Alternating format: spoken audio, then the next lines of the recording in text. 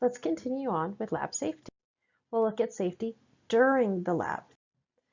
Now, this is extremely important. When you're in the lab, don't ever assume that anything that you're touching is clean.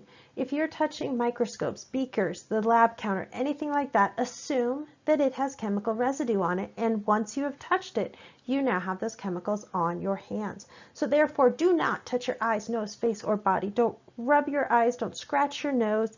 None of that, because now you are transferring those chemicals onto your face. So sometimes it might be a matter of you're working in the lab and your nose itches. If that's the case, wash your hands, step away from the lab, and then you may scratch your nose, rub your eyes, whatever you need to do.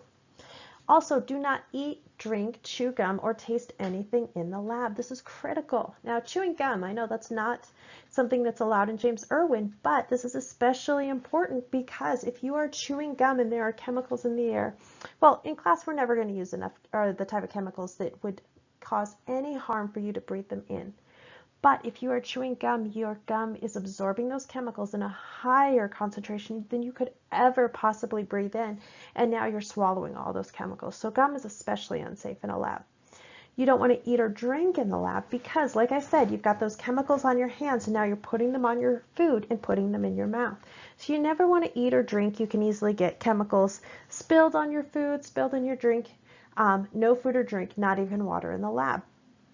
And the last one, don't taste anything in the lab. That seems pretty self-explanatory, but we will use food in the biology lab. Because this is biology, a lot of times there's plants and other things that look like food that are great lab equipment.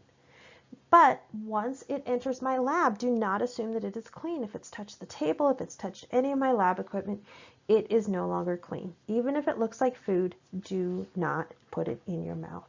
But that also includes other things that aren't food. A lot of people don't think about these things. Don't put pens or pencils in your mouth. Don't chew on plastic or other things like that. It seems pretty self-explanatory, but you put chemicals that were on your hand on those things, and now you put them in your mouth.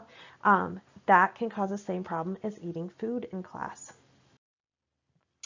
Next one, if you are given permission to smell a chemical, don't sniff it.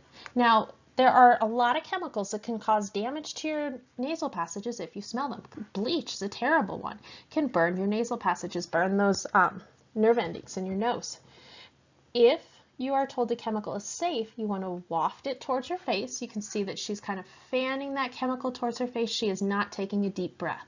So waft, don't sniff, but only if you're told it's safe. Another important thing to think about is never aim chemicals towards your face or anyone else's. If you've got a test tube full of chemicals and you're heating it up and it boils, it can bubble up and splash in your face. If you are holding it towards your face and someone bumps into you, it can splash into your face. A lot of people are conscientious of this to the point where they're holding it so far away from their face that they actually aim it at their partner. So be aware of that. Don't aim it towards anyone. And clean up spills immediately and tell your teacher. This isn't so that I can yell at you. This is so that I can help you to clean it up. If you get chemicals on your skin, a lot of these chemicals can cause problems with your skin. We need to wash it off immediately. Or even if you just spill it on the table and just try to wipe it up, that chemical residue could be left behind. So we need to make sure we clean that up. So the next person who comes along isn't putting their hands in that pile of chemical residue without knowing that it's there. So let me know if there's a spill so we can take care of it immediately. And now using those actual chemicals. In the back of the room, you'll see that there's a stock table. So take a look for that next time you're in class. It's the supply table. The supply table is where we put the stock bottles. We don't have enough bottles of chemicals for everybody to have their own. And so therefore we have the stock bottles on the supply table. When you go back to the supply table to use those, never take them back to your lab station. Leave them there for everybody to use. When you use those chemicals, always put the cap back on the bottle. Don't assume that the next person next to you is going to use that bottle and leave the cap off. They might already be done with it. So always put the cap back on the bottle immediately. These bottles can be knocked over if they don't have a cap on them, spill that chemical everywhere. Things like isopropyl alcohol, things like that can evaporate quickly. So now we're getting more chemicals in the air that we're breathing.